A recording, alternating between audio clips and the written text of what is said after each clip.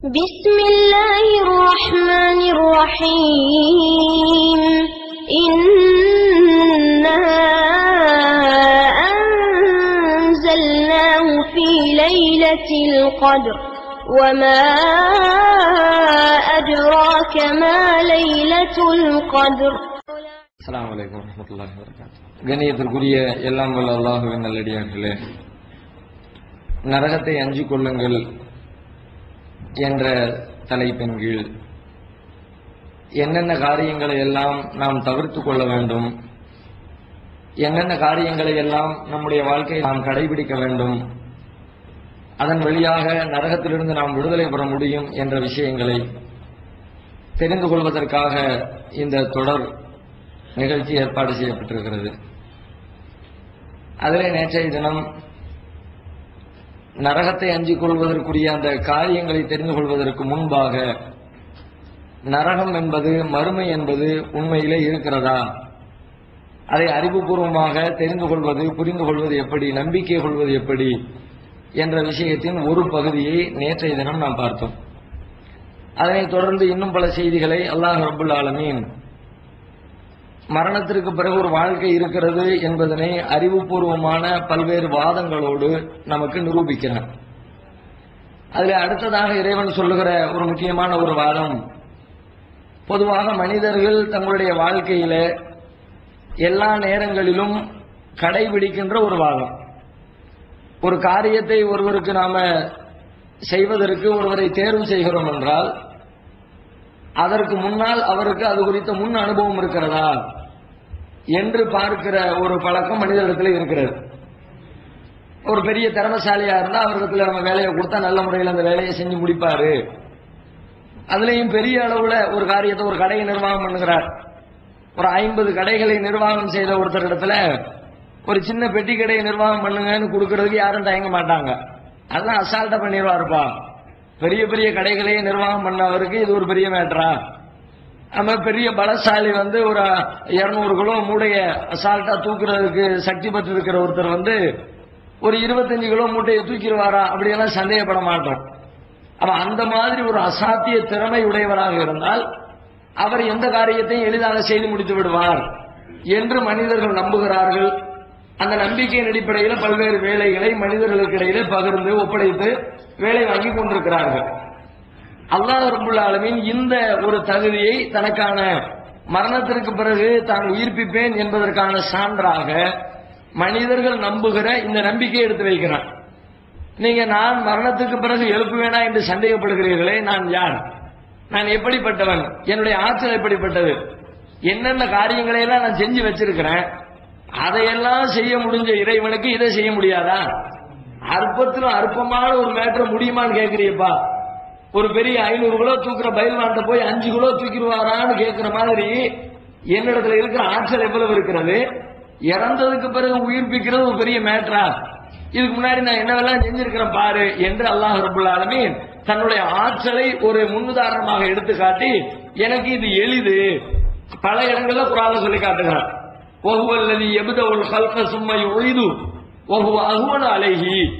அவன் தான் முதலிலே படைத்தான், மீண்டும் அவன் படைப்பான், மீண்டும் உருவாக்குவான். இது அவனுக்கு ரொம்ப ரொம்ப இலேசானது. இதெல்லாம் அல்லாஹ்வுக்கு ரொம்ப பெரிய கஷ்டமானதே கிடையாது. ஏன்னா இதை விட கஷ்டம்னு நினைக்கிற பல விஷயங்களை படைச்சு வச்சிருக்கிறேன் நான் படைத்திருக்கிறேன். அந்த சராசரங்களை எடுத்துக்கொள்ளுங்கள். குர்ஆன்ல பல்வேறு இடங்கள்ல இந்த வாதங்களை அல்லாஹ் எடுத்து சொல்கிறான். குறிப்பாக வானங்கள், இந்த விரிந்து கிடக்கிற பிரபஞ்சம், இதைத்தான் ஒரு பெரிய சான்றாக முன்வைத்து அன்தும் அஷத்து ஹல்கன் அமிஷமா, படைப்பதிலேயே ரொம்ப கடினமானவர்கள் நீங்களா அல்லது இந்த வானமா? சிந்தித்துப்பார். வானத்தை படைச்ச இறைவனுக்கு ஒன்ன திரும்ப படைக்கிறது கஷ்டமா? வானம்ங்கிறது எவ்வளவு பெருசு, கொஞ்சம் சிந்திச்சு பாருங்க. வானம் என்பது எவ்வளவு பிரம்மாண்டமானது, எத்தனை ஆச்சரியத்திற்குரியது. படைப்பதில் மனிதனோடு ஒப்பிட்டு பார்த்தால் ஒண்ணுமே கிடையாது. மனுஷன் அற்பத்திலேயும் அற்பம். ஒண்ணுமில்லாத ஒரு மேட்டரை தூக்கி வைத்துக் கொண்டு நாம இறைவன் படைப்பானா என்று கேட்கிறாயே, வானத்தை சிந்தித்து பார், அது எப்படி படைக்கப்பட்டிருக்கிறது என்று சிந்தித்து பார். இன்றைக்கு அறிவியல் உலகம் சொல்லுகிறது, படைக்கப்பட்ட இந்த பூமி பிரபஞ்சம் எல்லாமே படைக்கப்பட்டன. அந்த படைக்கப்பட்ட விதத்தை பற்றி பேசும் பொழுது நாம பல உரைகள்ல பல பேரும் பேசுறதை கேட்டிருப்போம். எப்படி படைக்கப்பட்டது? ஆரம்பத்தில் ஒரு பெரிய வெடிப்பு நிகழ்ந்தது, பெருவெடிப்புக்கு பிறகுதான் இது எல்லாம் உருவாச்சு. எல்லாம் ஒன்றாக இணைந்திருந்தது. வானம் பூமி அனைத்தும் ஒன்றாக இணைந்திருந்தது. குர்ஆன்ல கூட அல்லாஹ் சொல்லி காட்டுகிறான். எல்லாம் ஒன்றாக இணைந்திருந்தது. ஃபதக்னாஹுமா, அதை நாம பிரிச்சோம் அப்படிங்கிறான். இந்த பிரிப்பு எப்படி நடந்துச்சு? ஒரு பெரிய வெடிப்பு நடந்துச்சு. பிக் பேங், பெரிய வெடிப்பு. அந்த வெடிப்புக்கு பிறகுதான் எல்லாம் உருவாச்சு. சரி, வெடிப்பு நடக்கிறதுனா வெடிப்புனா என்ன? சாதாரண உலகத்துல எத்தனையோ வெடிக்குது. எல்லாத்தையுமே பெரிய வெடிப்பு சின்ன வெடிப்பு எல்லாம் சொல்ல மாட்டோம். எது வெடிக்குதோ வெடிக்கிற பொருளை சொல்லித்தான் சொல்லுவோம். கேஸ் வெடிச்சது, பெட்ரோல் டேங்க் வெடிச்சது, லாரி வெடிச்சது, மண்டை வெடிச்சது. ஏதாவது வெடிச்சுன்னா வெடிக்கிற ஒரு பொருள் வேணும்ல. இப்போ அறிவியல் உலகத்திடத்துல, விஞ்ஞானிகளிடத்துல, அறிவியலாளத்துல கேளுங்க, முதல்ல வெடிச்சத என்ன வெடிச்சிச்சு?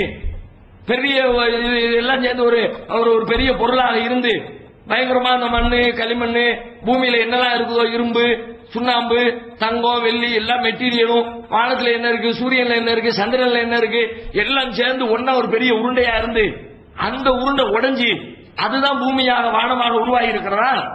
இல்லையே. இப்ப நாம ஒரு ஹோட்டல்ல போய் நிக்கிறோம், புரோட்டா போடுறாரு. புரோட்டா எப்படி போடுவாரு? முதல்ல ஒரு பெருசா மாவு உருட்டி வச்சிருப்பாரு. அதுல இருந்து கொஞ்சம் கொஞ்சமா உருண்டையா உருட்டி உருட்டி உருட்டி உருட்டி 50 புரோட்டா போட்டுருவாரு. இந்த 50 புரோட்டா எங்க இருந்துச்சு? இவ்வளவு பெரிய மாவுல இருந்துச்சு. முதல்ல இவ்வளவு பெரிய மாவாக இருந்தது, அதை பிரிச்சு பிரிச்சு பிரிச்சு இவ்வளவு ரொட்டி உருவாயிடுச்சு, இவ்வளவு புரோட்டா உருவாயிடுச்சுன்னு சொல்லுவோம்ல. அது மாதிரி இந்த வானம், பூமி, சூரியன், சந்திரன் எல்லாம் என்னவாக இருந்தது? எப்படி இருந்தது? என்ன சைஸ்ல இருந்துச்சு? எப்படி வெடிச்சிச்சு என்று கேட்டால் ஒண்ணுமே இல்ல, வெடிச்சிச்சு. ஒண்ணுமே இல்ல, அணு கூட இல்லையாங்க. டமால் வெடிச்சு. என்னப்பா வெடிச்சது? டமால் எப்படி வெடிக்கும்? உலகத்தில் அது மாதிரி ஒண்ணு நடந்திருக்கிறதா? ஒன்றுமே இல்லையா, இல்லாமல் வெடிக்கிறது. இல்லாத கால இடத்துல என்ன வெடிச்சது? சிந்தித்து பார்த்தால் மூளையால பதில் சொல்லவே முடியல. எந்த அறிவாளியாலும் பதில் சொல்ல முடியல, எந்த விஞ்ஞானியாலும் பதில் சொல்ல முடியல. வெடிச்சது பா. ஏதாவது ஒரு பொருள் வெடித்திருந்தால் பொருள் வெடிச்சதுன்னு சொல்லுவாங்கல்ல. ஒரு அணு வெடித்தது, ஒரு சின்ன புள்ளி வெடித்தது, ஏதாவது சொல்லணும்ல. எங்கேயாவது படித்திருக்கிறீங்களா? இது வெடித்தது, அது வெடித்தது என்று சொல்லப்பட்டிருக்கிறதா? வெடித்தது. என்ன வெடிச்சது கேட்டா ஒண்ணுமில்ல. ஒண்ணுமில்லாம எப்படி அப்படிதான் வெடிச்சிச்சு. இதுதான் அல்லாஹ் திருமறை குர்ஆனில் சொல்லுகிறான். இன்றைக்கு விஞ்ஞானிகள் எதற்கு பதில் தெரியாமல் முழிக்கிறார்களோ, எது மிகப்பெரிய ஆற்றல் என்று பிரமித்து போய் நிற்கிறார்களோ, அந்த விஷயத்தை பற்றி திருமறை குர்ஆனில் இறைவன் சொல்லுகிறான். வஸ்ஸமா பனைனாஹா பிஐதின், இந்த வானத்தை நாம் படைத்தோம், விரிவாக்கினோம். எப்படி உருவாக்கினோம் தெரியுமா? பிஐதின், ஒரு ஆற்றலை கொண்டு, ஒரு வல்லமையை கொண்டு. வல்லமைதான் அல்லாஹ்வுடைய வல்லமையால் உருவானதே தவிர இதனால் உருவானது, அதனால் உருவானது, இந்த புள்ளியில் உருவாச்சு என்று சொல்ல முடியவில்லை. எப்படிப்பட்ட படைப்பை யோசித்துக் கொள்ளுங்க. மனுஷனை படைச்சதாவது ஒரு மெட்டீரியல் வச்சு படைச்சாங்க. மனுஷன் என்னத்தை வச்சு படைச்சா? கலக்கனாக்கும் மின் துராபு, உங்களை நாம் மண்ணிலிருந்து படைத்திருக்கிறோம். நம்முடைய உடம்பை செக் பண்ணி பார்த்தோம்னா மண்ணுக்குள்ள என்னெல்லாம் இருக்குதோ எல்லாம் மனுஷனுக்குள்ள இருக்கிறது. அப்போ ஒன்ன படைக்கிற ஒரு பொருளை வைத்து படைத்திருக்கிறேன். இந்த வானத்தை படைத்தது, பூமியை படைத்தது, அந்த சராசரங்களை படைத்திருக்கிறது, இந்த பிரபஞ்சத்தை படைத்தது. ஒண்ணுமே இல்லாம படைச்சனப்பா. ஜம்மா துண்ட ஆள திரும்ப படைக்கிறது கஷ்டமா? இல்லாமையிலிருந்து இத்தனை பெரிய கோள்களை, சந்திரனை, சூரியனை படைக்க தெரிந்த இறைவனுக்கு உன்னை மீண்டும் படைப்பது சிரமம் என்று எண்ணுகிறாயா? அன்தும் அஷத்து கல்கன், படைப்பிலே கடினமானவர்கள் நீங்களா? அமிஷமா அல்லது வானமா? லகல்கு சமாவாத்தி வல்லருளி அக்பரு மின் ஹல்கின் நாஸ், அல்லாஹ்வே சொல்கிறான். வானங்களை படைப்பது, பூமியை படைப்பது, மனிதனை படைப்பதை விட பெரியது. மனுஷனை மட்டும் தனியா வச்சு பார்த்தால் மனுஷ படைப்பு பெரிய படைப்பு தான். இவ்வளவு பெரிய படைப்பு. கண்ணு எப்படி படைச்சிருக்கிறான், காது எப்படி படைச்சிருக்கிறான், மூளை எப்படி படைச்சிருக்கிறான் அப்படின்னு வியந்து வியந்து சிந்திப்போம். மனுஷனை தனியா சிந்திச்சா. ஆனா மனுஷனை அந்த உலகத்தோடு கம்பேர் பண்ணி சிந்திங்க, பூமியோட ஒப்பிட்டு சிந்திச்சு பாருங்க, வானத்தோடு கம்பேர் பண்ணி சிந்திச்சு பாருங்க. வானத்தோடு ஒப்பிட்டால் மனிதன் என்ன நிலையில் இருக்கிறான்? ஒண்ணுமே கிடையாதுப்பா. அற்பத்தில் அற்பம் சொல்லவே முடியாத. இன்றைக்கு நம்மளை எடுத்துக்கோமே, நாம ஒருத்தர் இருப்பாரு, அவருடைய வீட்டில் அவருடைய நிலை என்ன? வீட்டுக்குள்ள அவர் ஒரு குடும்ப தலைவன், முக்கியமான ரோல் அவருக்கு இருக்கும்.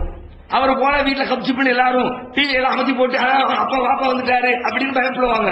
அவர் காசு கொண்டு கொடுப்பாரு, அதை வச்சுதான் வீட்டுல அடுப்பெரியும். அவர் தான் வீட்டுக்கு வாடகை கொடுப்பாரு. வீட்டுக்குள்ள ஒருவருடைய ரோல் ரொம்ப முக்கியமான ரோல்.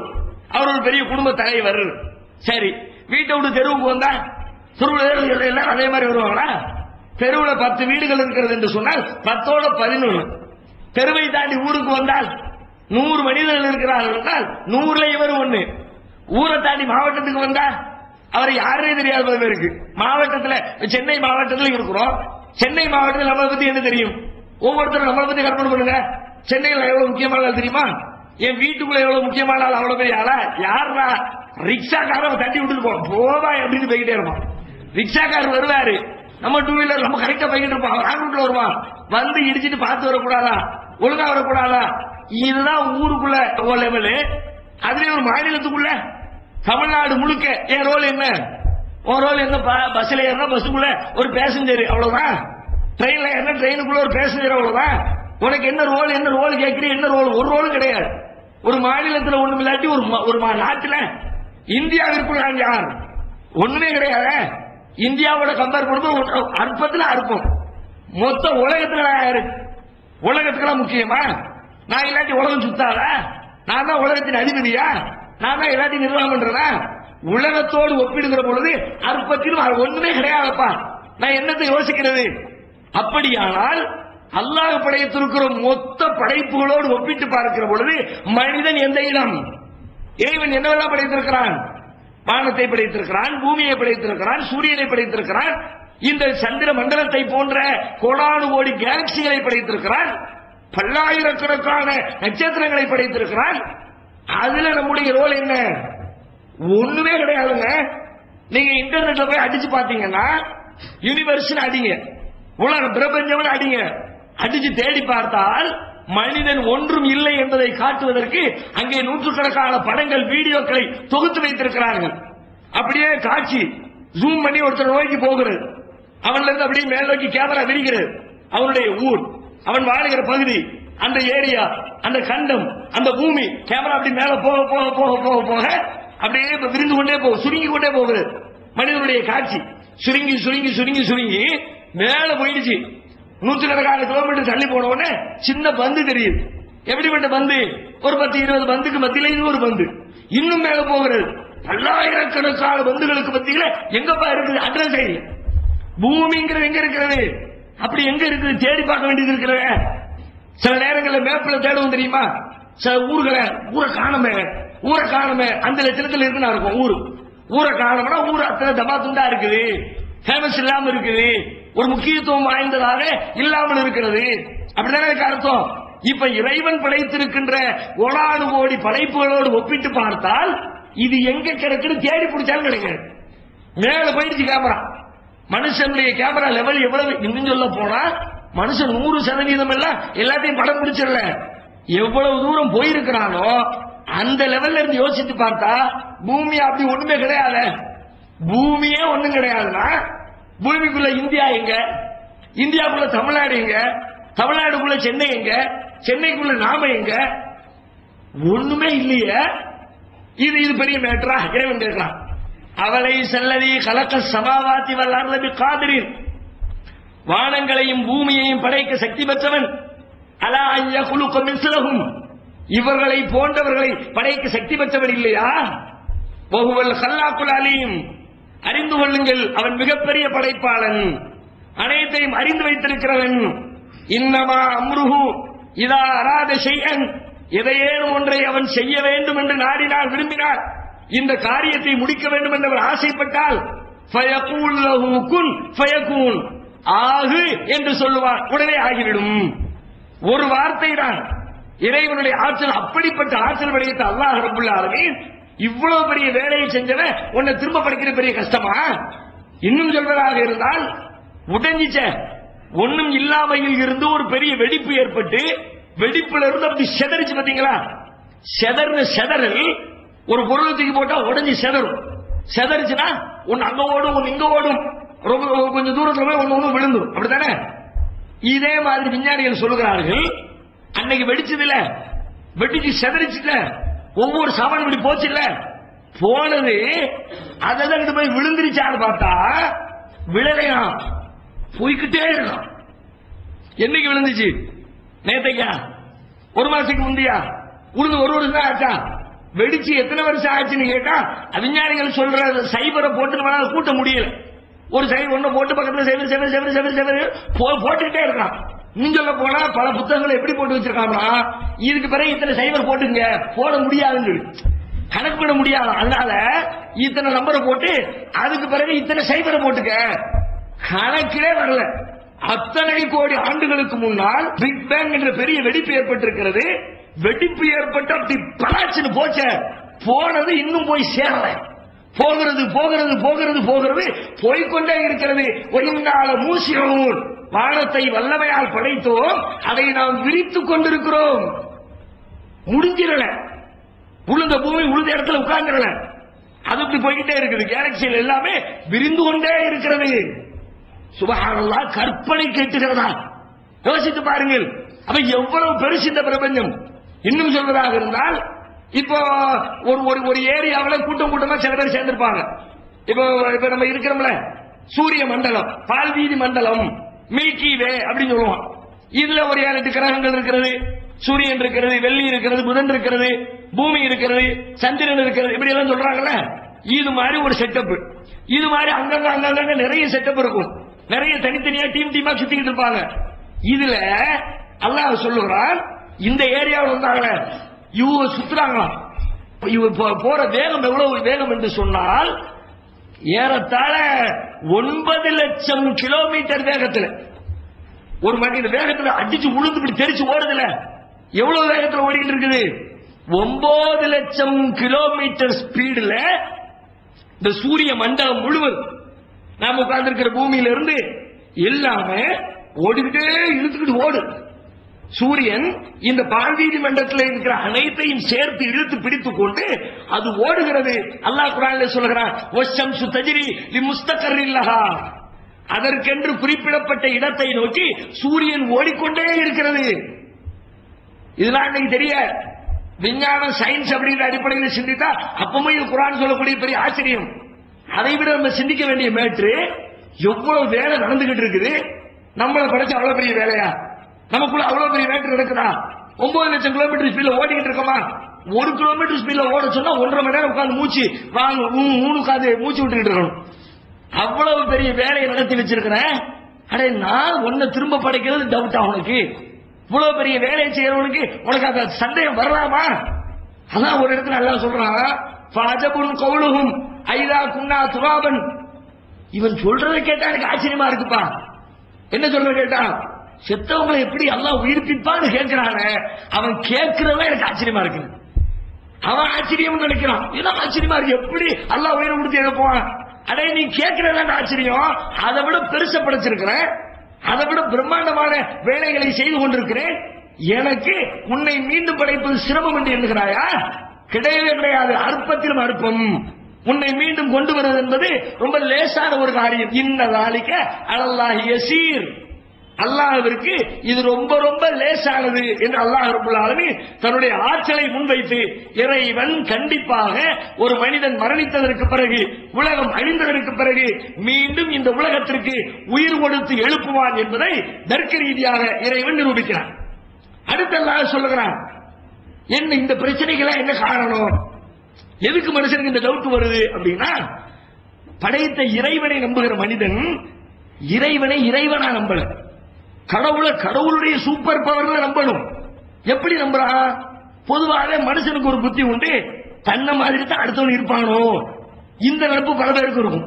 இவன் யாரையாவது ஏமாத்திட்டா ரொம்ப கேர்ஃபுல்லா இருப்பான், நம்ம ஏமாத்துற மாதிரி நம்மகிட்ட வேணாலும் போட்டுட்டா என்ன பண்றது அப்படின்னு ரொம்ப கவனமா இருப்பான். நம்மள மாதிரி அடுத்தவர்கள் நினைக்கிற பண்பு பெரும்பாலும் மனிதனிடத்துல இருக்கிறது. அதே எண்ணத்தை என்ன பண்றாங்கன்னா, படைத்த இறைவனும் நம்மள மாதிரி தான் இருப்பான். நம்ம பக்கத்தில் உள்ளவங்க மட்டும் இல்ல, நம்மளை படைத்ததாக நாம் நம்புகிற நம்முடைய இறைவனும் நம்முடைய கடவுளும் நம்மை போன்ற ஆற்றல் படைத்தவன் தான். நமக்கு என்ன முடியுமோ அதுதான் படைத்த இறைவனுக்கு முடியும் என்று நம்புகிறான். அதன் விளைவாகத்தான் எல்லாமே நடக்குது. இறைவன் சர்வ சக்தி பெற்றவன் அப்படின்னு நம்பி இருந்தால் இந்த கேள்விக்கு வேலை இல்லையே.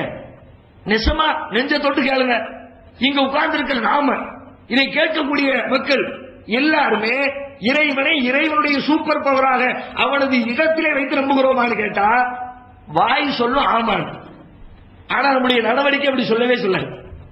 நெசமா நீங்க உங்களை நீங்களே ரீசெக் பண்ணி பாருங்க, எல்லாத்துக்கும் மைனஸ் தான் இருக்கிறது. இறைவனை இறைவனாக உலகத்தில் பெரும்பாலான மனிதர்கள் நம்பவே இல்லை. அதுதான் மறுமை வாழ்க்கையை பற்றிய சந்தேகத்திற்கு அச்சாரியாக இருக்கிறது.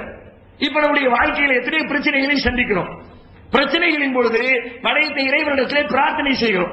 அந்த கஷ்டத்தை நீக்கிடு, இந்த துன்பத்தை என்னை விட்டு அகற்றிவிடு என்றெல்லாம் பல கோரிக்கைகளை இறைவனிடத்தில் முன்வைக்கிறோம். முன்வைக்கிற பொழுது எப்படி முன்வைக்கிறோம்? நம்முடைய லெவல்ல இருந்து கொண்டு இறைவனிடத்தில் கோரிக்கை வைக்கிறோமா, அல்லது இறைவன் எப்படிப்பட்டவன், யாரிடத்தில் கேட்கிறோம் என்பதை பொறுத்து நம்முடைய கோரிக்கை அமைந்திருக்கிறதா? ஒருத்தர் கல்யாணம் முடிஞ்சு பிள்ளை இல்லைங்க, பிள்ளைக்கு அடி துவா செய்யறார். 2 வருஷம் ஆச்சு. அக்கம் பக்கத்தில் எல்லாரும் விசாரிக்க ஆரம்பிச்சுட்டாங்க. என்ன வயிற்றுல பூச்சி புழுவெல்லாம் ஒண்ணும் இல்லையா? அவன் சும்மா இருப்பான். பல பேர் புள்ள பத்துக்கிறதுக்கு ஆர்வம் காட்டுற என்னன்னு கேட்டா, அக்கம் பக்கத்தில் உள்ளவங்க தொல்லை தாங்க முடியாம தான் கேட்டுக்கிட்டே நோய் நோய் நோய், எப்ப அல்லா தர்றாங்க தருவாங்க அப்படின்னு சும்மா இருக்கிறது இல்ல. என்ன ஆச்சு? வருஷம் 2 ஆச்சு, வருஷம் 7 ஆச்சு, வருஷம் 10 ஆச்சு, உனக்கு என்ன வந்துச்சு? 4 பிள்ளைய பத்து வளர்க்க போறேன், அல்லா எனக்கு தந்த அப்படி உடனே மாட்டான். போய் ஃபைல தூக்கிட்டாலே பரபரப்பாருங்க, ரொம்ப சோகமா போயிட்டு வர்றான் பிள்ளைங்க. ஏன்னா இவ்வளவு ஏன்டா கவலைப்படுற, எதுக்கிட்ட இவ்வளவு வருத்தப்படுற? வெளியே தலை காட்ட முடியல, ஒரு கல்யாணத்துக்கு போக முடியல, வர முடியல, 4 பேர் ஒரு மாதிரி கேட்கறாங்க வைக்கிறாங்க, இதுக்காக வேண்டிய ஒரு பிள்ளை கிடைக்காதா? இந்த மாதிரி நினைப்புல பல பேர் சுத்திக்கிட்டு இருக்கிறாங்க. ஒருத்தருக்கு கல்யாணம் முடிஞ்சு 5 வருஷம் ஆச்சு, பிள்ளை இல்ல. 7 வருஷம் ஆச்சு, பிள்ளை இல்ல. டாக்டர் போனார். அவர் அந்த செக்கப் இந்த செக்கப் என்னதான் எடுக்க சொன்னார். டாக்டர் போற பல பேருக்கு இருக்கிற நோய் என்ன? ஒரு இடத்துல போய் பார்ப்பாங்க, நோய் குணமாகாது. உடனே பக்கத்து வீட்டுக்காரர் சொல்லுவார், அவருக்கு போ, சூப்பரான டாக்டர், உடனே பயணத்துக்கு அங்க போயிட வேண்டியது. ஆனா அவருக்கு 4 மாசம் ஓடும். அதுவும் ஒண்ணு 4 மாசம் ஆச்ச, ஒன்னும் சரி வரலையா? உடனே அப்பதான் மேல விட்டுல வெளிநாட்டு ஒருத்தர் வந்து இறங்குவார். அடையப்பா கேரளாவுக்கு போய் பாரு, சூப்பர் ட்ரீட்மெண்ட், உடனே பயில தூக்கிட்டு கேரளாக்கு போயிருவார். இப்படியே வருஷ காலமா பயில தூக்கிட்டு சுத்திக்கிட்டே இருப்பார். 25 வயசுல கல்யாணம் முடிச்சவரு 30 ஆச்சு, எப்ப பார்த்தாலும் ஃபைலும் கையுமா. 35 ஆச்சு, ஃபைலோடயே இருப்பாங்க. 40 ஆச்சு, ஃபைலோடயே தெரிய வேண்டிய வேலை. இப்படியே சுத்திக்கிட்டு இருந்தார். இவர் எவ்வளவு வரைக்கும் சுத்துவாரு? இது மாதிரி சுத்துற பல பேரை பார்த்திருப்போம் நம்முடைய வாழ்க்கையில. இது மாதிரி கணவன் மனைவி தம்பதியர்கள் மருத்துவத்திற்காக வேண்டி நம்மளுக்கு ஆலோசனை கேட்டிருப்பார்கள். நாம பல பேருக்கு ஆலோசனை சொல்லி இருப்போம். பல மருத்துவர்கள் இந்த மாதிரி இந்த சேவைகளை செய்து கொண்டிருப்பார்கள். மருத்துவர்கிட்ட போய் கேட்டாலும் அவங்களும் பல பேருக்கு இந்த மருத்துவ வேலைகளை பார்த்து கொண்டிருப்பார்கள். இப்படிப்பட்ட நிலையில இப்படியே வருஷம் போய் போய் போய் போய் வயசு ஒருத்தருக்கு 75 வயசு ஆயிடுச்சு. 75 வயசுல எங்கேயாவது ஒரு நன்னாவோ ஒரு நன்னியோ கையில ஃபைலோட வீட்டுக்கு போறது பாத்திருக்கீங்களா? அப்படியே பார்த்தாலும் உலகத்துல ஒரு பேச்சுக்கு அப்படி நீங்க பார்க்க முடியாது. ஒரு பேச்சுக்கு வச்சுக்கோமே, பார்த்தா என்ன சொல்லுவோம்? சுகர் பேஷண்ட் வேற நோய்க்கு வருவாருன்னு சொல்லுவோம். இதுக்கு தான் வந்திருக்காரு தெரிஞ்சுக்கிட்டா என்ன சொல்லுவோம்? வீடு கோங்குது, காடு ஆங்குது, இவருக்கு ஆசை பத்தியா பெருசுக்கு சொல்லுவோமா இல்லையா? 75 வயசுல ஒருத்தர் இந்த வேலையை பார்த்தா காடு வாழான்னு கூப்பிடுற காலத்துல ஒரு புள்ள வேணுமா? புள்ள பெருசு பத்தியா, பெருசுக்கு ரொம்ப தாய் ஆசை சொல்லுவாங்களா இல்லையா? இப்படித்தான் நடக்கும். யாரும் போவது கிடையாது. ஒருவேளை போனாலும் இப்படி போறதும் கிடையாது. ஏன் போறது இல்ல? அவர் முடிவு பண்ணிட்டாரு, வயசு 75 ஆயிடுச்சு, இதுக்கு மேல புள்ள பிறக்குமா, அதெல்லாம் சாத்தியம் கிடையாது அப்படின்னு ஃபைல பூரா க்ளோஸ் பண்ணிட்டு அதுக்கப்புறம் அல்லது துவா செய்வார். அது வரைக்கும் துவா செஞ்சிருப்பாரு, யாரெல்லாம் பிள்ளைய குடு பிள்ளைய குடு பிள்ளைய குடுன்னு. இப்ப துவா செய்வாரு, யாரெல்லாம் என்ன படுக்கையில் அடிக்கல போடுறாங்கல்ல, நடமாடிக்கிட்டு இருக்கும்போது அப்படியே உயிரை வாங்கிடலாம். 75 வயதுல பிள்ளை வேண்டும் என்று விரும்புகிறார், பிள்ளை இருந்தால் நன்றாக இருக்கும் என்று ஆசைப்படுகிறார். ஆனால் எனக்கு ஒரு பிள்ளையை தா என்று கேட்பதற்கு அவருக்கு மனம் வரவில்லை. ஏன்? அவருடைய உள்ளத்துல ஓரத்துல ஒரு செய்தி இருக்கிறது, 75 வயசுக்கு ஒரு பிள்ளை பிறக்குமா? ஒன்னு கேட்கிறோம்னா நியாயமா கேட்கணும், ஒன்னு சொன்னோம்னா ஒரு நியாயமா நடக்கிற விஷயத்தை சொல்லணும். இது நடக்கிற காரியமா? எனவே கேட்க தேவையில்லை. அப்ப இங்க என்ன நடக்குது அப்படின்னா, படைத்த இறைவனிடத்தில் கேட்கிறார், நான் 75 வயசு ஆனா என்ன, 105 வயசு ஆனா என்ன, அந்த இறைவனுக்கு 105 வயதிலேயும் எனக்கு பிள்ளை தருகிற ஆற்றல் உண்டு என்று அவர் நம்பி இருந்தால் 75 என்ன 105 என்ன கேட்பாரா இல்லையா? கேட்கறது இல்லையா? அவ்வளவுதான் முடிஞ்சிச்சு. உலகத்தில் 75 வயசுல யார் பிள்ளை பார்த்திருக்கா? எந்த டாக்டர் பார்த்திருக்கிறாரு? ஒன்னையும் பார்க்க முடியலையே, அதெல்லாம் நடக்காது, சாத்தியம் இல்லை என்று மனிதன் தனக்கு முடியல, தன் அக்கம் பக்கத்தில் வாழ்ந்தவர்களுக்கு முடியல, மருத்துவர்களிடத்தில் போய் கேட்டால் மருத்துவர்கள் முடியாது என்கிறார்கள். ஒட்டுமொத்த உலகமுமே இதற்கு பிறகு உங்களுக்கு குழந்தை பிறப்பதற்கு வாய்ப்பே இல்லை என்று சொல்லிவிட்ட காரணத்தினால் இனிமே நமக்கு பிள்ளை பிறக்காது என்ற முடிவுக்கு அவர் வந்துவிட்டார். எனவே துவாவை மாற்றிவிட்டார். பிள்ளையத்தா என்று கேட்டவர் இப்ப பிள்ளைய கேட்கறது இல்ல. யாரெல்லாம் என்ன அப்படி நடமாடிக்கிட்டு இருக்கும் போதே மூத்தாக்கிரு, படுக்கையில போட்டுறாத, காக்கிறதுக்கு பிள்ளை இல்ல என்று அவர் கேட்க ஆரம்பித்து விடுகிறார். அப்படி ஆனால் கோளாறு எங்கே? 100 வயசானா என்ன, 200 வயசானா என்ன, நான் கேட்கிறது அல்லாஹ்விடத்துல, அவனால் எனக்கு பிள்ளை தர முடியும் என்று அவர் நம்பி இருந்தால் உறுதியோடு கேட்பார மாட்டார். எத்தனை பேர் கேட்கிறபடி நம்ம வாழ்க்கையில ஏதோ முடியாது நினைக்கிறோம், அது எதையுமே கேட்கறது இல்லை. இப்ப பள்ளிக்கூடத்தில் பிள்ளைங்களை சேர்க்கும். பல பள்ளிக்கூடங்கள் எப்படி இருக்கிறது? எங்க போய் பார்த்தாலும் வேறு மதத்தவர்கள், வேறு கொள்கை சார்ந்தவர்கள் பள்ளிக்கூடம் நடத்துகிறார்கள். உள்ள போன கொள்கையை திணிக்கிறார்கள், அவரை வணங்கி இவரை வணங்கு என்கிறார்கள், எழுந்து நின்று மரியாதை செய்ய சொல்கிறார்கள், சாமி படங்களுக்கு முன்னால் கும்பிட சொல்கிறார்கள், வந்தவுடனே வணக்கம் சொல்ல சொல்றாங்க. நம்ம வீட்டுக்கு புள்ள வருது, நம்ம எல்லாத்தையும் பார்க்கிறோம், நமக்கு உள்ளத்துல ஆசை, என்னடா இது இப்படி இருக்க எல்லா ஸ்கூலும், உள்டாவா எல்லாம் ஸ்கூல் எல்லாம் மாறி போய் சென்னையில் இருக்கிற மொத்த ஸ்கூலும் அப்படியே ஒரு இஸ்லாமிய அடிப்படையிலான ஸ்கூலா மாறிட்டா எப்படி இருக்கும்? அந்த மிஷினரி நடத்துறது, இந்த மிஷினரி நடத்துறது, கவர்மெண்ட் ஸ்கூல் அங்க இங்க எதை எடுத்தாலும் டோட்டலாக ஊருக்குள்ள இருக்கிற எல்லா ஸ்கூலும் ஒரு இஸ்லாமிய அடிப்படையிலான மார்க்கத்தோடு சேர்ந்து சொல்லிக் கொடுக்கிற ஒரு பள்ளிக்கூடமாக மாறினால் எப்படி இருக்கும்? நல்லா இருக்கும் தானே? எல்லாரும் விரும்புறோம் தானே? போன் போட்டு கேட்பாங்க, குர்ஆன் மார்க்கத்தையும் அதையும் சேர்த்து சொல்ற மாதிரி பள்ளிக்கூடம் இருக்குதா, அது மாதிரி காலேஜ் இருக்குதா, அப்படி எல்லாம் கேட்பார்கள், முயற்சி எடுப்பார்கள். முயற்சி எடுக்க வேண்டியதுதான். நான் என்ன கேட்கிறேன், இந்த மாதிரி எண்ணமுடையவர்கள் என்றைக்காவது தொழுது முடிச்சுட்டு அல்லாஹ்ட்ட கையேந்தி, யா அல்லாஹ் சென்னையில் இருக்கிற எல்லா ஸ்கூலையும் ஒரு இஸ்லாமிய ஸ்கூலா மாத்திரலாம் அப்படின்னு பிரார்த்தித்திருப்போமா? ஏன் பிரார்த்திக்கல? அது எப்படி நடக்கும்? அவன் 150 வருஷமா மிஷினரி ஸ்கூல் நடத்திக்கிட்டு இருக்கான், அவன் உடனே முஸ்லீம் ஆயிப்பானோ? இதெல்லாம் சும்மா. நீங்க யார்கிட்ட கேட்கிறீர்கள்? படைத்த இறைவனிடத்திலே கேட்கிறீர்களா?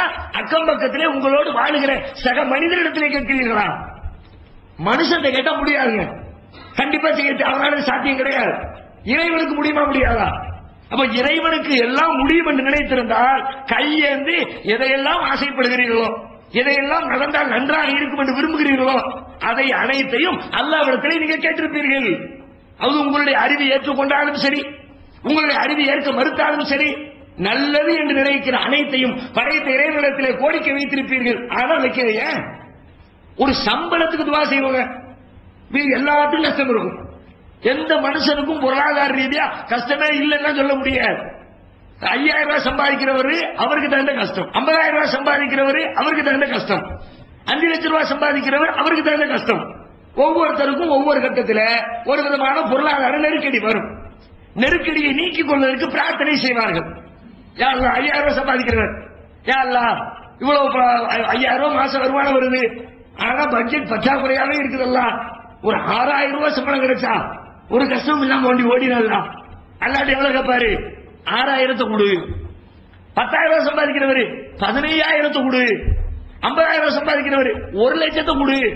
5 கோடி ரூபாய் சம்பாதிக்கிறவரு 10 கோடியை கொடு. ஒண்ணுத்துக்குமே வழி இல்லாம மாசம் 2000 ரூபாய் சம்பாதிக்கிறவரு, யா அல்லாஹ் அடுத்த மாசத்துல இருந்து என்ன ஒரு பெரிய குபேரன் ஆக்கிடலாம் அப்படின்னு கேட்டவர்கள் உண்டா? அடுத்த மாசம் என் தொழில் இன்ஷா அல்லாஹ் 2 கோடி ரூபாய் ஏற்படுறப்ப நீ உதவி செய் அப்படின்னா அப்படி கேட்டிருக்கிறார்களா? நாம கேட்டிருக்கிறோமா? ஏன் கேட்கல? அது அப்படிப்பா, சோத்தியல் ஆட்டி அடிச்சு உட்கார்ந்துருக்கோம், நமக்கு அடுத்த வருஷம் 2 கோடி ரூபாய் டர்னோவரா? நமக்கு இயலாது என்று எதை நினைக்கிறோமோ அது படைத்த இறைவனுக்கும் இயலாது என்று முடிவு கட்டிவிட்ட காரணத்தினால் இறைவனை இறைவனாக நம்பவில்லை. அதனால் இறைவனிடத்திலே கேட்க வேண்டியதை கேட்கலை. இங்கே அதேதான் பஞ்சாயத்து. நமக்கு முடியுமா? செத்தவனை உயிர்ப்பிக்கிறதுக்கு மனுஷனுக்கு முடியுமா? எந்த டெக்னாலஜியும் இல்லை, எந்த கண்டுபிடிப்பும் இல்லை. இறைவனாக அற்புதம் செய்து நபிமார்கள் வழியாக ஈசா நபிக்கு அற்புதம் செஞ்சு சொல்றான். இன்னும் சில பேருக்கு உலகத்தில் இறைவனாக செய்து காட்டி இருக்கிறாரே தவிர அது அல்லாமல் எங்கேயுமே இந்த மாதிரி வேலை நடக்கவே இல்லை. அப்ப மனுஷனுடைய அறிவு சொல்கிறது செத்த பிறகு உயிர்ப்பிக்கிறதுக்கு சான்ஸே இல்ல. மனுஷனால எந்த மனுஷனுக்கு முடியல, எந்த மருத்துவருக்கு முடியல, எந்த விஞ்ஞானிக்கு முடியல, யாருக்குமே முடியலாட்டி அப்ப அவனுக்கு மட்டும் எப்படி முடியும்? அவனுக்கு முடியாது என்று நினைக்கிற காரணத்தினால் இறந்ததுக்கு பிறகு எப்படிப்பா எழுப்புவான்? அவன் ஒண்ணு மாதிரியா, நம்மள மாதிரியா? மனிதர்களை போன்று ஒரு சராசரி ஆற்றல் படைத்தவனாகத்தான் இறைவனை நம்புகிறோம். அதுதான் பிரச்சனைக்கான மூல காரணம். நிஜமாக இறைவனை நம்புகிற விதத்தில் நம்பி பாருங்கள், இறைவனுடைய ஆற்றலோடு நம்பி பாருங்கள். இதெல்லாம் ஒரு பெரிய மேட்டர். நபிமார்கள் நம்பினாங்களே எப்படி? நபிமார்களுக்கு என்றைக்காவது மௌத்துக்கு பிறகு வாழ்க்கை உண்டு அப்படிங்கிறதுல எந்த நபிக்காவது சந்தேகம் உண்டா? இப்ராஹிம் அலைஹிஸ்ஸலாம் கூட ஒரு நாள் கேட்டாங்க, ரப்பி அரினி கைபத்துகையில் மௌத்தா, இறைவா இறந்தவர்களை நீ எப்படி உயிர்ப்பிக்கிறாய்? அப்ப அல்லாஹ் கேட்டான், ஏன்பா உனக்கு நம்பிக்கை இல்லையா? உடனே இப்ராஹிம் அலைஹிஸ்ஸலாம் சொல்றாங்க, அல்லாஹ் அப்படியெல்லாம் இல்ல, நம்புறேன், அதுல எல்லாம் சந்தேகமே இல்ல, வலாக்கில் எதுவுமே இந்த கல்வி இருந்தாலும் அதை உள்ளத்தை அமைதிப்படுத்துறதுக்காக எப்படின்னு தெரிஞ்சுக்கிட்டா நல்லா இருக்குமே, அதுக்கு தான் கேட்டேன். அப்ப அல்லாஹ் ஒரு 4 பறவைகளை பிடித்து அதை அறுக்க சொல்லி தலைக்கு மேல வச்சு அதை கூப்பிடு வரும்னு சொன்னான். அது கூட மெத்தேட சொல்லி தரல. வருதா பாத்துக்கிட்டியா, இவ்வளவுதான் போ. இப்ப யோசிச்சு பாருங்க, உலகத்துல எந்த நபிமாருமே மரணத்திற்கு பிறகு இறைவன் உயிர் கொடுத்து எழுப்புவான் என்பதில் சந்தேகப்பட்டதே கிடையாது. ஏன் சந்தேகப்படல? இறைவனை இறைவனாக நம்பினார்கள், இறைவனுக்கு எல்லாம் முடியும் என்று நம்பினார்கள். அவர் உலகத்தில் அவங்களுடைய வாழ்க்கை முழுவதும் இறைவனுக்கு எல்லாம் முடியும் என்பதை வாழ்க்கையின் ஒவ்வொரு கட்டத்திலும் வெளிப்படுத்திக் கொண்டே இருந்தார்கள். இப்ப ஜக்கரியா அலைஹிஸ்ஸலாம் எடுத்துங்க. ஜக்கரியா அலைஹிஸ்ஸலாம் அவங்களுக்கு அல்லாஹ் பிள்ளையை கொடுக்கல, அல்லாஹ் இடத்துல துவா செய்யறாங்க, துவா செஞ்சுக்கிட்டே இருக்கிறாங்க. ஏன் அல்லாஹ் பிள்ளையை கொடு, பிள்ளையை கொடு, பிள்ளையை கொடு. எதுவரைக்கும் துவா செய்தார்கள்? இளமை முறுக்கு இருக்கிறவர்கள் காலத்தில் மட்டும் துவா செய்யல, 30 துவா செய்தார்கள், 40 செய்தார்கள், 50 செய்தார்கள். கல்லாத முதுமை அடைந்ததற்கு பிறகும் அல்லாஹ் இடத்தில் துவா செய்தார்கள். அல்லாஹ் குர்ஆன்ல சொல்லி காட்டுகிறான், ரப்பி இன்னி வகனல் அஸுமு இன்னி வஸ்தால ரஸு ஷைபா, இறைவா என் தலைமுடியெல்லாம் நரைத்து விட்டது, என் எலும்பெல்லாம் பலகீனம் அடைந்து விட்டது. மெடிக்கல் ரிப்போர்ட் அல்லாஹ் முன்னாடி வைக்கிறாங்க. அப்படின்னா என்ன அர்த்தம்? தலை நரைச்சிருச்சு, எலும்பு பலகீனம் ஆயிடுச்சு அப்படின்னா புள்ள படுறதுக்கான வாய்ப்பு இல்ல. ரொம்ப கிழவனா போயிட்டேன், ரொம்ப வயசாளி ஆயிட்டேன், கல்லாதவனா ஆயிட்டேன் சொல்லிட்டு வலம் அகும்பி துஆஇக ரப்பி ஷக்கியா, ஆனாலும் எனக்கு ஒரு பிள்ளையை தா என்று கேட்பதிலே நான் துர்பாக்கியசாலியாக ஆக மாட்டேன். கேட்பேன், இப்போ கேட்பேன், எனக்கு முடியாது நல்லா தெரியுது, எனக்கு பிள்ளை படுறதுக்கான வாய்ப்பு இல்லை நல்லா தெரியுது, என் உடம்பு அதை காட்டுது, என் தலையில காட்டுது, என் எலும்பலை காட்டுது, என் மனைவியுடைய உடல் அமைப்பு கூட அதான் காட்டுது. பம்பராச்சி ஆக்கிரு, என் மனைவியும் மலடியாக இருக்கிறாள். மனைவி மலடினா முடிஞ்சு போச்சு, சான்ஸே இல்லை. டோட்டலாக குழந்தை பேருக்கான வாய்ப்பு அடைபட்டு விட்டது. எல்லாம் தெரியுதல்ல, ஆனாலும் கேட்கிற பிள்ளையதான். எப்படி கேட்க முடிந்தது? என் அறிவு சொல்லுது முடியாதுன்னு, உலகம் சொல்லுது முடியாதுன்னு, ஆனா இறைவன் முடிப்பான. அதை கூட ஜக்கரியா அலைஹிஸ்ஸலாம் எப்படி அறிகிறாங்கன்னா, அவங்க வாழ்க்கையில ஒரு நிகழ்ச்சி நடக்கிறது. மரியம் அலைஹிஸ்ஸலாம், ஈசா அலைஹிஸ்ஸலாத்துடைய தாய் மரியம், மரியத்தை அவங்களுடைய அம்மா அல்லாஹ்வுக்காக வேண்டி நேர்ச்சை பண்ணிடுறாங்க. நேர்ச்சை பண்ணி பள்ளியாசல கொண்டு விட்டுறாங்க. அதை ஜக்கரியா அலைஹிஸ்ஸலாம் தான் பொறுப்பெடுத்து நடக்கிறாங்க. அப்போ ஜக்கரியா அலைஹிஸ்ஸலாம் மரியம் அலைஹிஸ்ஸலாத்துக்கு போறாங்க. அவங்க தங்கி இருக்கிற இடத்துக்கு போறாங்க. போனா அவங்க வித்தியாசமான பழங்களை சாப்பிட்டுக் கொண்டிருக்கிறார்கள். ஜக்கரியா அலைஹிஸ்ஸலாத்துக்கு ஆச்சரியமா இருக்கிறது. இது என்ன பழம், எங்கிருந்து கிடைச்சது, ஆச்சரியமா இருக்கிற.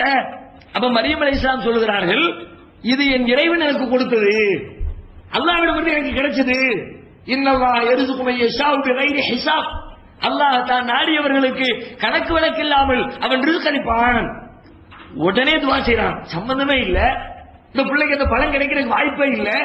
வாய்ப்பில்லாத கட்டத்தில் அந்த குழந்தைக்கு மரியத்திற்கு உணவளித்தால்தான், வாய்ப்பில்லாத நிலையில் எனக்கு பிள்ளை தர மாட்டானா?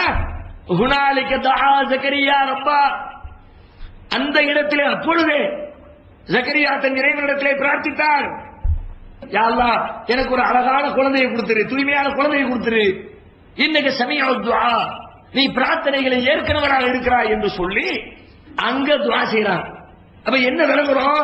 நபிமார்கள் அல்லாஹ்வை அல்லாஹ்வாக நம்பினார்கள், அல்லாஹ்வுக்கு எல்லாம் முடியும் என்று நம்பினார்கள். எல்லாம் முடியும் என்று நம்பியவர்களுக்கு, இறைவனுக்கு எல்லா ஆற்றலும் இருக்கிறது என்று நம்பியவர்களுக்கு மரணத்திற்கு பிறகு மீண்டும் உயிர் கொடுத்து எழுப்புவான் என்பதிலே கடுகளவிற்கு சந்தேகம் வரப்போவதில்லை. இன்னும் சொல்ல போனால் நபிமார்கள் காலத்து அற்புதங்களுக்கு ஏன் போறீங்க? நிகழ்காலத்தில் நடக்கிற எத்தனையோ காரியங்களை பாருங்க, எல்லாமே நம்முடைய அறிவுக்கு உட்பட்டு தான் நடக்குதா? எவ்வளவு வேலைகள் எல்லாம் செய்யறான், நடக்கிற எல்லா வேலையுமே அல்லாஹ் நம்ம அறிவு எதை ஏத்துக்குதோ, நமக்கு எது முடியுமோ, மனுஷனாக எதை சாதிக்க முடியுமோ அது மட்டும்தான் உலகத்தில் இருக்குதா? எத்தனை நிகழ்ச்சிகளை பார்க்கிறோம். ஒரு ஹரியானா மாநிலத்தில் பத்திரிகையில் வந்த செய்தி, 2008 வருஷம் ஹரியானா மாநிலத்தில் ராஜா தேவி அப்படின்னு ஒரு நன்னிமான வயசு எத்தனை? வயசு 77. ராஜா தேவி நன்னிக்கு பேரு.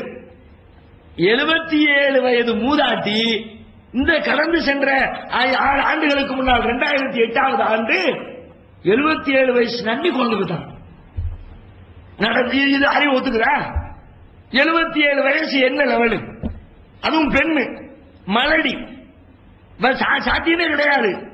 யார்கிட்ட போய் கேட்டாலும் எப்படிப்பா குழந்தை பிறக்கும்?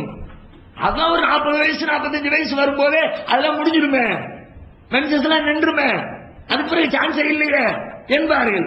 ஆனால் 77 வயதிலே ஒரு மூதாட்டி நாம் இருக்கிற இந்த தேசத்தில் ஒரு குழந்தையை பெற்றெடுத்திருக்கிறாரே, இதை உடைய அறிவு ஏற்றுக்கொள்கிறதா? நம்முடைய அறிவை ஏற்றுக்கொள்கிறதா? எத்தனை நிகழ்ச்சிகள் அறிவு பிரமித்து போய் நிற்கிறது, பதில் சொல்ல முடியாமல். போன மாசம் சீனாவுல ஜின்ஜியாங் சொல்லிட்டு ஒரு மாகாணம், அந்த பகுதியில் நிறைய சுரங்கங்கள் இருக்கிறது. நிலக்கரி மாதிரி பொருட்கள் எடுக்கிற காட்டி சுரங்கம் கொண்டுவாங்கல்ல, அந்த மாதிரி நிறைய சுரங்கம் அந்த பகுதியில் இருக்கிறது. போன மாசம் 2014 மேல அங்க அந்த ஒரு சுரங்கத்தில் இருந்து, ஏற்கனவே சுரங்கமாக இருந்து அங்க ஒரு பூகம்பம் ஏற்பட்டு மண்ணால் மூடப்பட்ட ஒரு இடத்தை தோண்டி அங்க உள்ள இருந்து ஒரு ஆள் எடுக்கிறாங்க.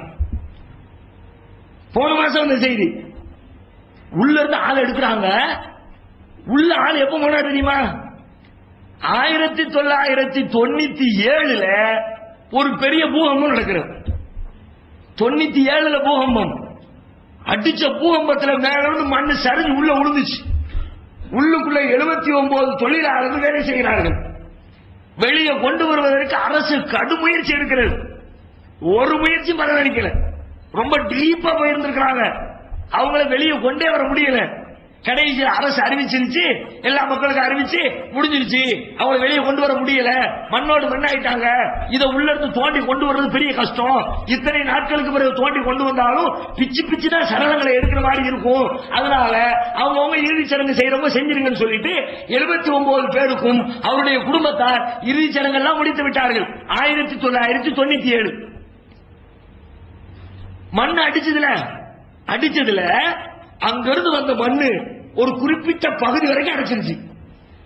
உள்ளுக்குள்ள சுரங்கத்தில் ஏதாவது ஆபத்து ஏற்பட்டால் அது சில சேஃப்டிக்காக வேண்டி உள்பகுதியில் சில சாதனங்கள், பொருட்கள், உணவுப் பொருட்கள் எல்லாம் சேகரித்து வச்சிருக்கும்.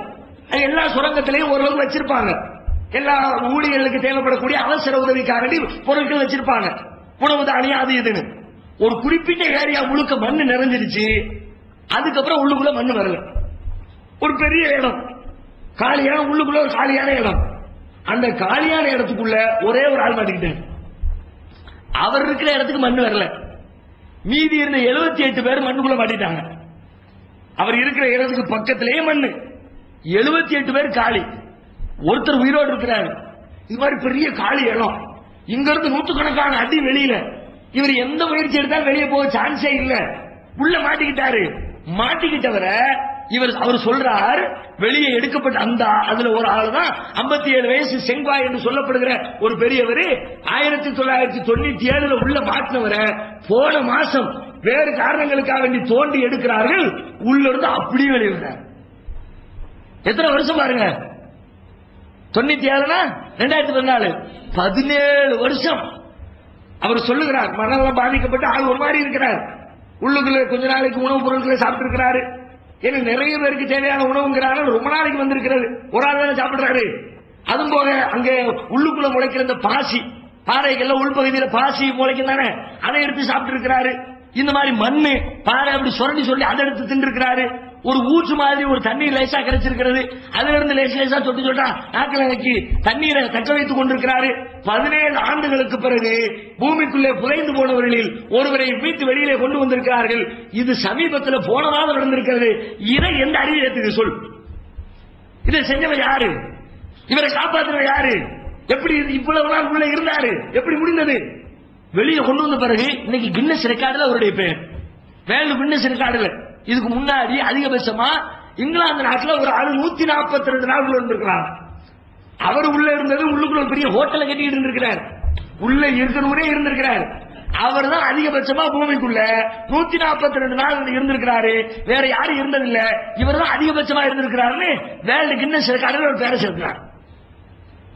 இதை நிகழ்த்தியது யார்? இறைவனுடைய ஆற்றல் இல்லையா?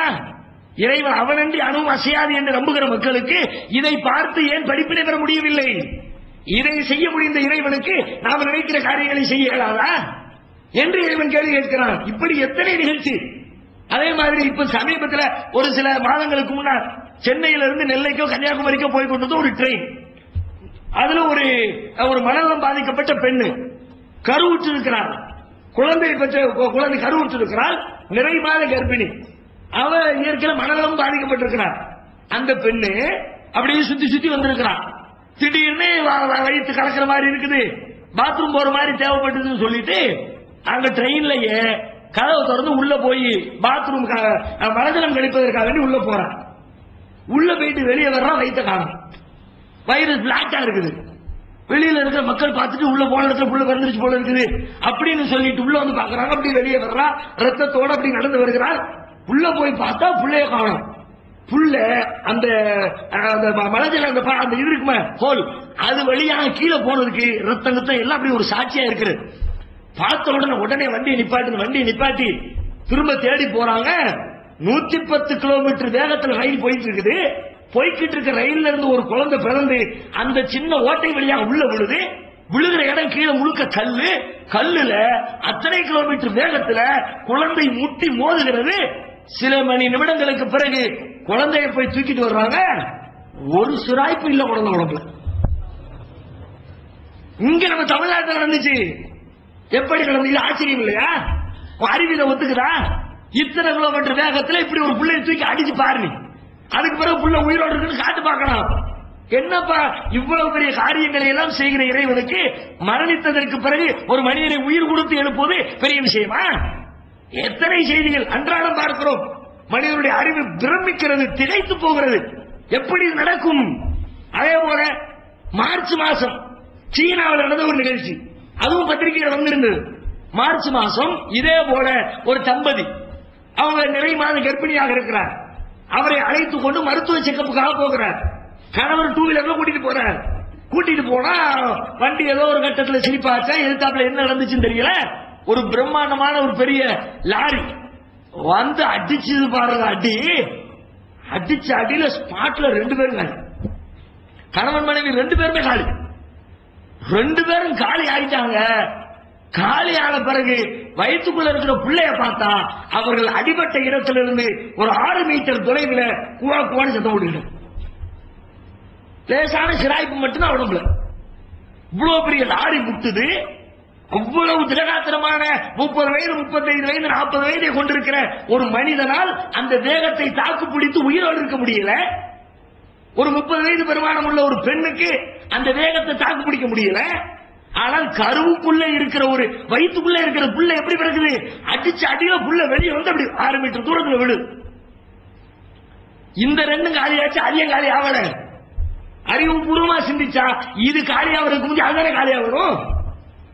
உலகத்துல இந்த மாதிரி இப்ப கூட இந்த ஓட்டப்பந்தயத்தில் ஒருத்தி கலந்துக்கிட்டா வயிற்றுக்குள்ள குழந்தைய வச்சுக்கிட்டு எவ்வளவு சர்ச்சை ஓடுது. அதுல கூட என்ன பேசுறாங்க? இப்படி ஓடுறியம்மா, ஓடுனா குழந்தைக்கு என்ன ஆகும், இவளுக்கு என்ன ஆகும் யாரும் பேசல. பல பேர் அதை பெரிய சாதனையா சொன்னாலும் கூட சில பேர் விமர்சிக்கிறாங்கல்ல. விமர்சனம் செய்யக்கூடியவர்கள் கூட என்ன விமர்சனம் செய்கிறார்கள்? வயிற்றுக்குள்ள ஒரு புள்ள இருக்குத, 8 மாசம் புள்ளைய வச்சிருக்கிறீ, புள்ளைக்கு ஏதாவது ஆயிடுச்சுன்னா ஏன் புள்ளைக்கு தான் முதல்ல ஆகும். அறிவுப்படி சிந்தித்தால் கருவுக்குள்ளே ஒரு குழந்தையை வைத்து ஒரு தாய் வளர்க்கிறாள் என்றால் அவளுக்கு ஒரு கேடு ஏற்பட்டால் அவள் அடைகிற துன்பத்தை விட அவளுக்கு ஏற்படுகிற பாதிப்பை விட அவளது வயிற்றுக்குள்ளே இருக்கிற சிசுவுக்கு அதிக பாதிப்பு ஏற்படும் என்று சொல்லி நம்முடைய அறிவு சொல்லுகிறது, மருத்துவம் சொல்லுகிறது, அனுபவம் சொல்லுகிறது. ஆனா ஏற்படலையே, அவன் ஆளுக்கு ஆளு செத்துட்டா, இந்த புள்ள சாவலைய எந்த அறிவை ஏற்றுக்கொள்கிறது? இப்படி ஒவ்வொரு நாளும் உலகத்திலே நடக்கிற ஆச்சரியங்களை, அற்புதங்களை நீங்கள் படித்து பார்த்தால் இதையெல்லாம் செய்ய என்ற இறைவனுக்கு இந்த ஆச்சரியங்களை உங்களால் நம்ப முடிகிறது. உங்களுடைய அறிவை ஏற்றுக்கொள்ளாவிட்டாலும் நம்பித்தான் ஆக வேண்டும் என்ற கட்டாயத்தில் இருக்கிறீர்கள். அப்ப அந்த ஆச்சரியத்தை பற்றி நம்ப மாட்டேங்கிறீங்க. அதுவும் உங்களுக்கு ஆச்சரியமாக இருக்கட்டும். இந்த ஆச்சரியத்தை நம்ப முடிந்த மனிதனுக்கு அந்த ஆச்சரியத்தை மரணத்திற்கு பிறகு, இல்லாமைக்கு பிறகு மீண்டும் உயிர்ப்பிக்கப்படுவோம் என்ற ஆச்சரியத்தை நம்புவதில் என்ன சிக்கல், என்ன பிரச்சனை? இறைவன் கேட்கிறான், என் வல்லமையை பார், என் ஆற்றலை பார்.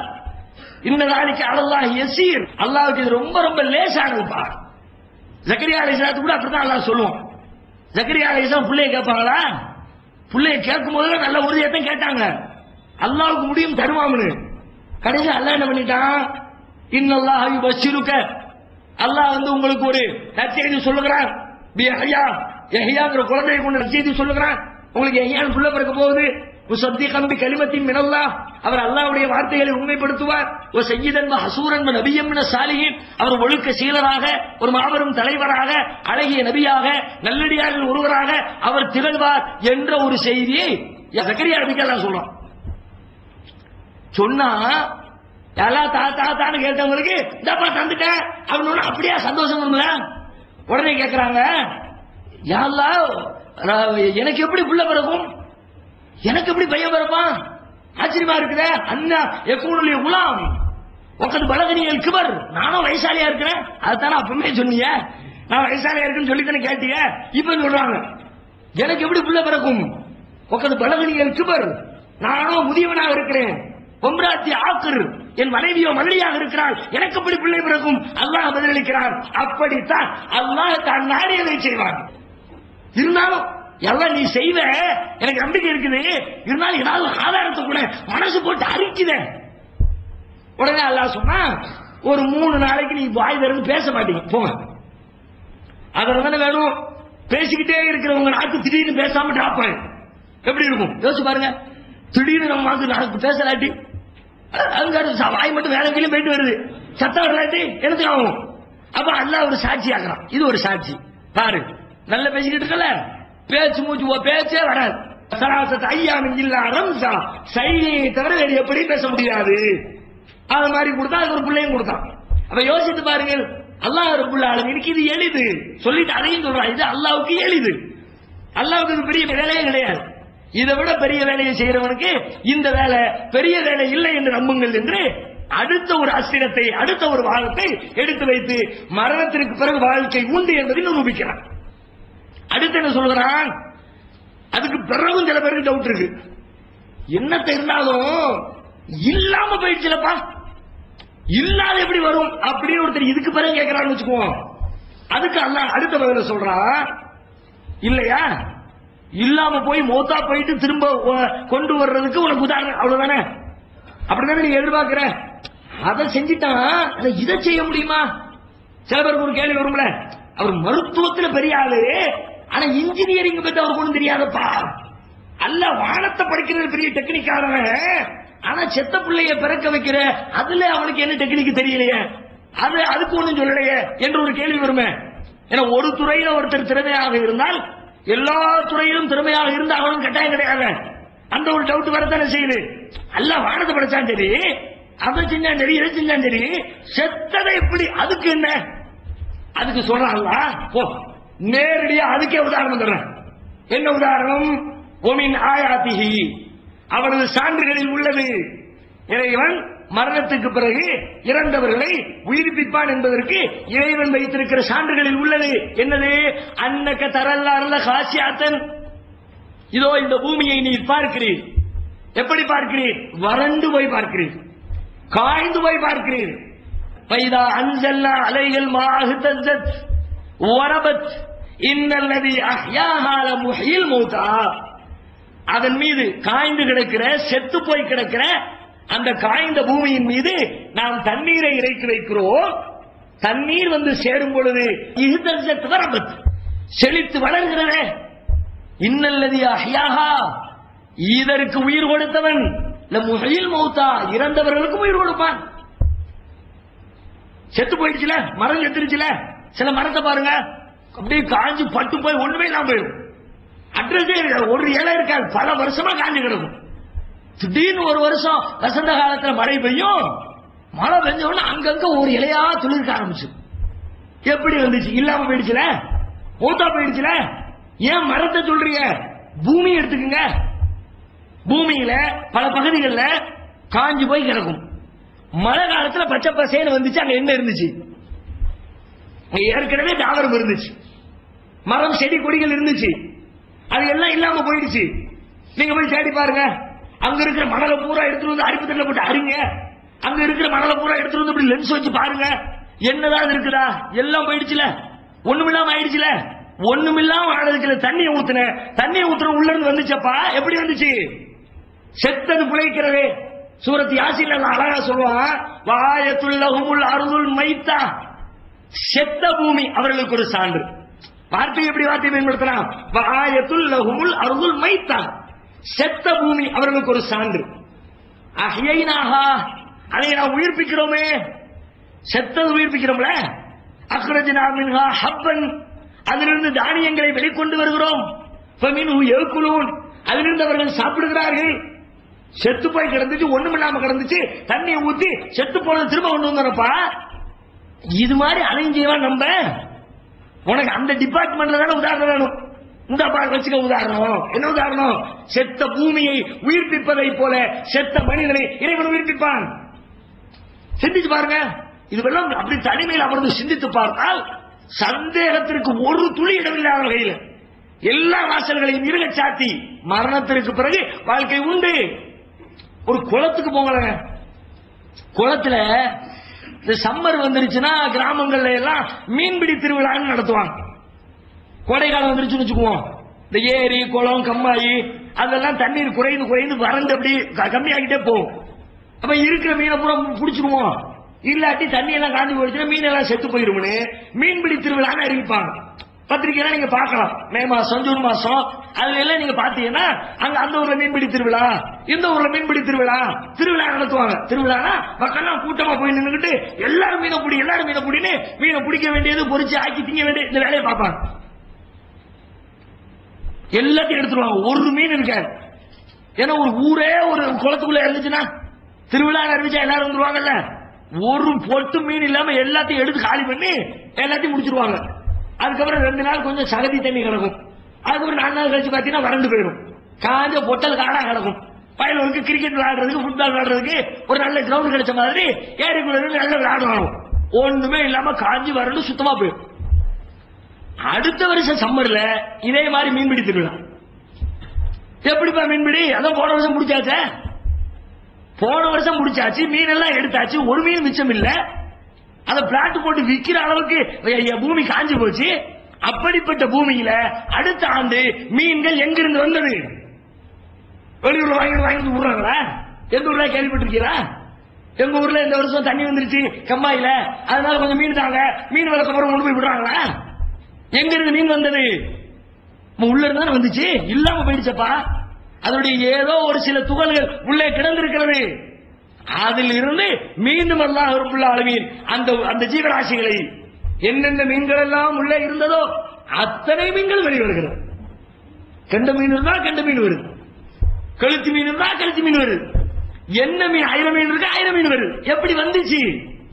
சிந்திக்க வேண்டாமா? இல்லாம மௌத்தா போனா எப்படிங்கிறிய? மௌத்தா போயிடுச்சு. மீன் குளம் எல்லாம் டோட்டல் மௌத்து வந்துருச்சே. சிந்தனை செய்வார். இதை செய்கிறவன் அதையும் செய்வான் என்று உனக்கு அறிவில்லையா? உனக்கு நம்பிக்கை வரவில்லையா என்று அல்லாஹ் ரப்பல் ஆலமீன் கேள்வி கேட்பதன் வழியாக மரணத்திற்கு பிறகு மீண்டும் வாழ்வு உண்டு என்பதை அற்புதமான தர்க்க ரீதியான வாதங்களோடு இறைவன் நிறுவுகிறான். இன்னும் ஒரு சில வாதங்களை சான்றுகளை அல்லாஹ் ரப்பல் ஆலமீன் சொல்லி தருகிறார். அவை என்ன என்பதை பார்த்துவிட்டு நாம் செய்யக்கூடாத செய்ய வேண்டிய காரியங்கள் என்ன என்ற பட்டியலை வரக்கூடிய நாட்களில் இன்ஷா அல்லாஹ் தொடர்ந்து நாம் பார்ப்போம். அல்லாஹ்